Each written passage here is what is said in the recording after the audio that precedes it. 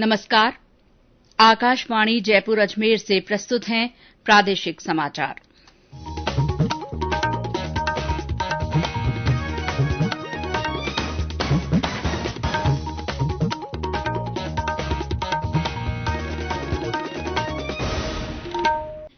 मुख्य समाचार।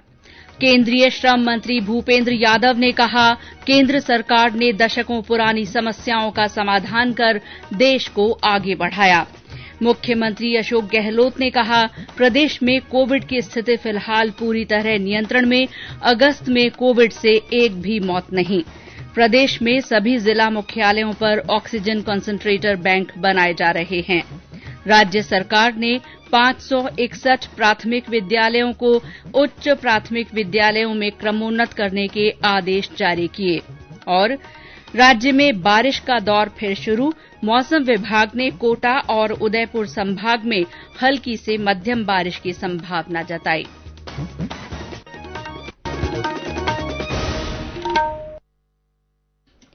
समाचारों के साथ मैं शीला चावला।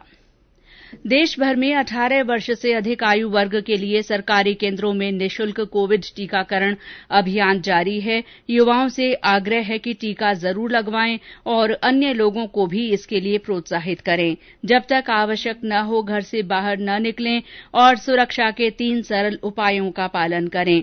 मास्क लगाएं, 2 गज की सुरक्षित दूरी बनाए रखें, हाथ और चेहरा साफ रखें। और अब समाचार विस्तार से।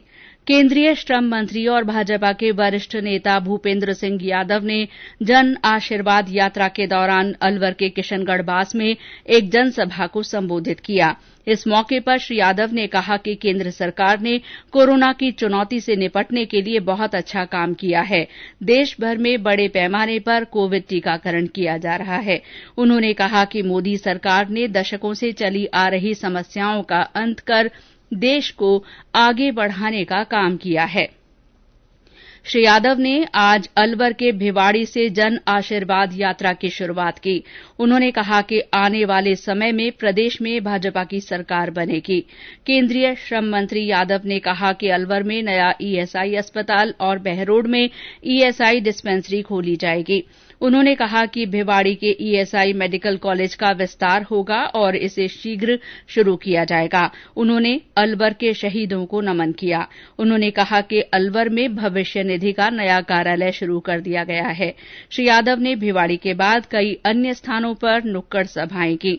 श्री यादव जयपुर ग्रामीण लोकसभा क्षेत्र और जयपुर शहर में भी कई कार्यक्रमों में भाग लेंगे। वे कल जन आशीर्वाद यात्रा के तहत दूदू, किशनगढ़, पुष्कर और अजमेर में सभाएं करेंगे।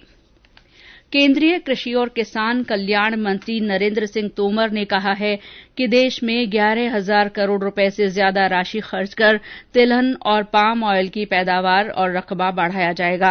श्री तोमर ने आज एक वेबिनार को वर्चुअल माध्यम से संबोधित करते हुए कहा कि केंद्र सरकार किसानों के हितों को ध्यान में रखते हुए अनेक योजनाएं चला रही है। उन्होंने कहा कि देश के 80% से ज्यादा किसान ऐसे हैं जिनके पास 2 हेक्टेयर से भी कम जमीन है। अब देश में इन छोटे किसानों को ध्यान में रखते हुए कृषि सुधार किए जा रहे हैं। श्री तोमर ने कहा कि किसानों के लिए प्रधानमंत्री किसान सम्मान निधि योजना चलाई जा रही है, जिसमें 11 करोड़ से ज्यादा किसान परिवारों के बैंक खातों में अब तक 1,58,000 करोड़ रुपए से ज्यादा राशि जमा करवाई जा चुकी है।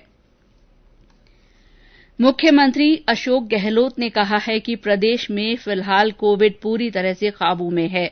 उन्होंने कहा कि सभी लोग समय पर वैक्सीन लगवाएंगे और कोविड प्रोटोकॉल का पालन करेंगे तो तीसरी लहर का खतरा कम हो जाएगा।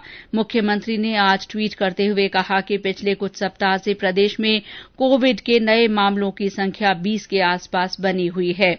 अगस्त में प्रदेश में कोविड से एक भी मृत्यु नहीं हुई है, जो संतोषजनक स्थिति है। प्रदेश में फिलहाल केवल 153 एक्टिव केस हैं और रिकवरी रेट 99% से भी ज्यादा है। देश में राष्ट्रव्यापी टीकाकरण अभियान में अब तक 57 करोड़ कोविड टीके लगाए जा चुके हैं। पिछले 24 घंटों के दौरान 56,36,000 से ज्यादा लोगों का टीकाकरण किया गया।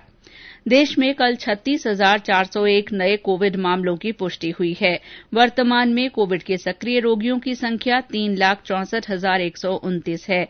अब तक 3,15,25,000 से ज्यादा रोगी स्वस्थ हो चुके हैं। कोविड रिकवरी दर बढ़कर 97.53% हो गई है। प्रदेश में कोविड की तीसरी लहर की आशंका को देखते हुए स्वास्थ्य विभाग ने व्यापक तैयारी की है। जिला अस्पताल और सामुदायिक स्वास्थ्य केन्द्रों पर ऑक्सीजन बेड की सुविधा विकसित की जा रही है। सभी जिलों में ऑक्सीजन कंसंट्रेटर बैंक बनाए जा रहे हैं।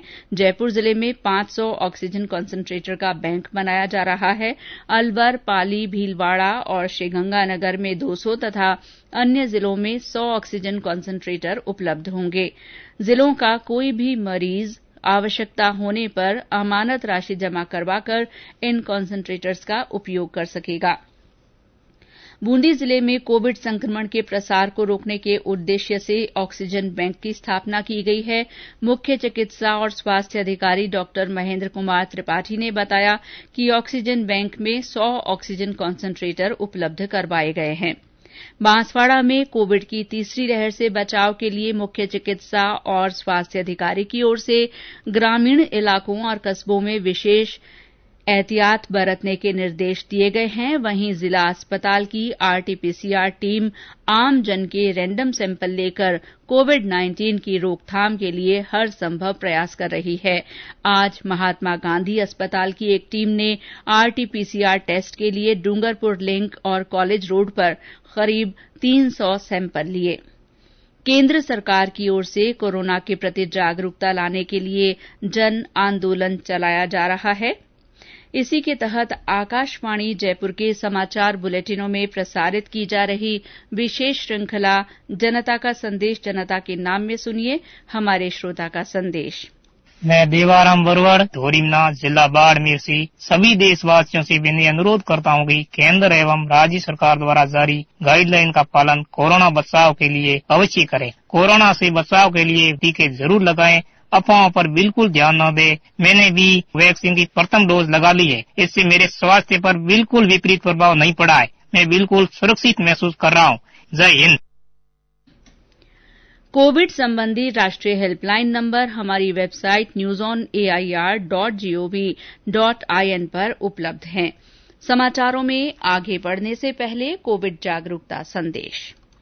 चलो मिलकर एक शुरुआत करें, चलो एक फैसला आज करें, मास्क नहीं तो टोकेंगे, कोरोना को रोकेंगे, चलो एक इरादा करते हैं, चलो कुछ वादा करते हैं, मास्क नहीं तो टोकेंगे, कोरोना को रोकेंगे।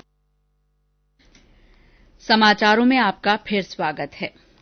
राज्य सरकार ने 561 प्राथमिक विद्यालयों को उच्च प्राथमिक विद्यालयों में क्रमोन्नत करने के आदेश जारी कर दिए हैं। शिक्षा राज्य मंत्री गोविंद सिंह डोटासरा ने आज एक ट्वीट कर ये जानकारी दी।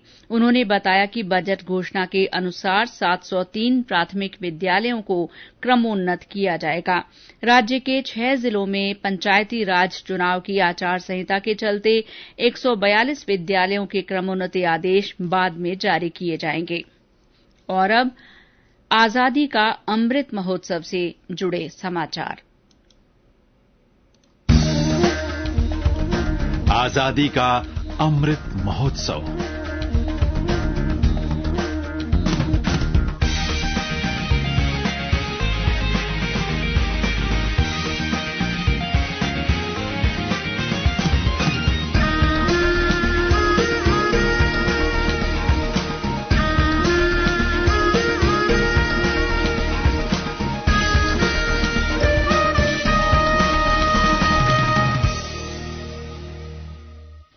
बारां जिले में आजादी का अमृत महोत्सव के तहत नेहरू युवा केंद्र 75 गांवों में फिट इंडिया फ्रीडम रन का आयोजन कर रहा है।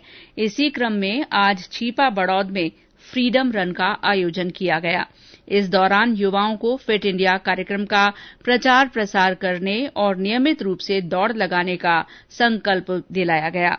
फ्रीडम रन में भाग लेने वाले युवाओं को प्रमाण पत्र दिए गए। प्रदेश में बजरी के अवैध परिवहन और ओवरलोडिंग पर लगाम कसते हुए खान विभाग ने अपने तयशुदा वजन कांटों पर ही बजरी की तुलाई करने के निर्देश जारी किए हैं। अतिरिक्त मुख्य सचिव माइंस डॉ सुबोध अग्रवाल ने बताया कि खनन पट्टाधारियों द्वारा किसी भी वजन कांटे पर तुलाई कराने से विभाग को राजस्व का नुकसान हो रहा था। ये समाचार आकाशवाणी जयपुर अजमेर से प्रसारित किए जा रहे हैं। प्रादेशिक समाचार बुलेटिन आप हमारे ट्विटर हैंडल @AIRnews_जयपुर, फेसबुक पर AIR न्यूज राजस्थान और यूट्यूब पर राजस्थान AIR न्यूज पर भी सुन सकते हैं। प्रधानमंत्री नरेंद्र मोदी ने आज से शुरू हुए संस्कृत सप्ताह के अवसर पर देशवासियों को शुभकामनाएं दी हैं। इस प्राचीन भाषा को बढ़ावा देने और लोकप्रिय बनाने के लिए 19 से 25 अगस्त तक संस्कृत सप्ताह का आयोजन किया जा रहा है।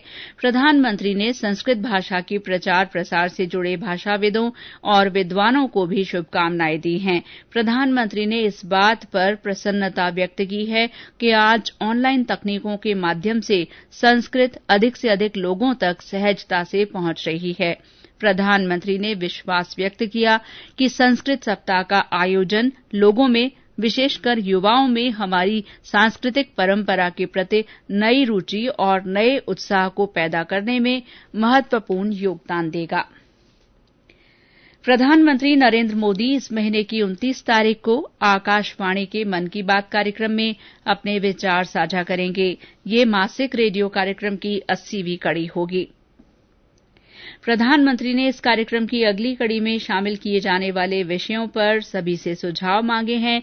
आमजन अपने विचार नमो ऐप और माईजीओवी ओपन फोरम पर भेज सकते हैं। वे टोल फ्री नंबर 1800-117800 पर अपने संदेश हिन्दी और अंग्रेजी में रिकॉर्ड करवा सकते हैं। फोन लाइन 27 अगस्त तक खुली है। पूर्व प्रधानमंत्री राजीव गांधी की जयंती पर राष्ट्रीय सद्भावना दिवस के उपलक्ष्य में आज जयपुर में जन स्वास्थ्य अभियांत्रिकी विभाग की मुख्यालय जल भवन में अधिकारियों और कर्मचारियों ने सद्भावना दिवस की शपथ ली। मुख्य अभियंता गुणवत्ता नियंत्रण आरसी मिश्रा और मुख्य अभियंता तकनीकी संदीप शर्मा ने उपस्थित अधिकारियों और कर्मचारियों को सद्भावना दिवस की प्रतिज्ञा दिलाई। और अब मौसम। प्रदेश में बारिश का दौर एक बार फिर शुरू हो गया है और पिछले 24 घंटे में झालावाड़, बारां, बांसवाड़ा तथा उदयपुर जिलों में कुछ स्थानों पर हल्की से मध्यम बारिश हुई है। कुछ जिलों में अधिकतम तापमान 40 डिग्री सेल्सियस से ऊपर दर्ज किया गया है। मौसम विभाग ने आज कोटा, उदयपुर और जोधपुर संभाग में कुछ स्थानों पर हल्की से मध्यम बारिश होने की संभावना जताई है। राज्य सरकार ने हनुमानगढ़ जिले में श्री गोगाजी के वार्षिक मेले को कोरोना परिस्थितियों के मद्देनजर स्थगित कर दिया है। देवस्थान विभाग के आयुक्त जितेंद्र कुमार उपाध्याय ने बताया कि राज्य सरकार ने आमजन के स्वास्थ्य की सुरक्षा की दृष्टि से मेले के आयोजन को स्थगित कर दिया है। और अंत में मुख्य समाचार एक बार फिर। केंद्रीय श्रम मंत्री भूपेंद्र यादव ने कहा है कि केंद्र सरकार ने दशकों पुरानी समस्याओं का समाधान कर देश को आगे बढ़ाया है। मुख्यमंत्री अशोक गहलोत ने कहा है कि प्रदेश में कोविड की स्थिति फिलहाल पूरी तरह नियंत्रण में है। अगस्त में कोविड से एक भी मौत नहीं हुई है। प्रदेश में सभी जिला मुख्यालयों पर ऑक्सीजन कंसंट्रेटर बैंक बनाए जा रहे हैं। राज्य सरकार ने 561 प्राथमिक विद्यालयों को उच्च प्राथमिक विद्यालयों में क्रमोन्नत करने के आदेश जारी किए हैं। और प्रदेश में बारिश का दौर फिर शुरू हो गया है। मौसम विभाग ने कोटा और उदयपुर संभाग में हल्की से मध्यम बारिश की संभावना जताई है। इसी के साथ प्रादेशिक समाचार बुलेटिन समाप्त हुआ। नमस्कार।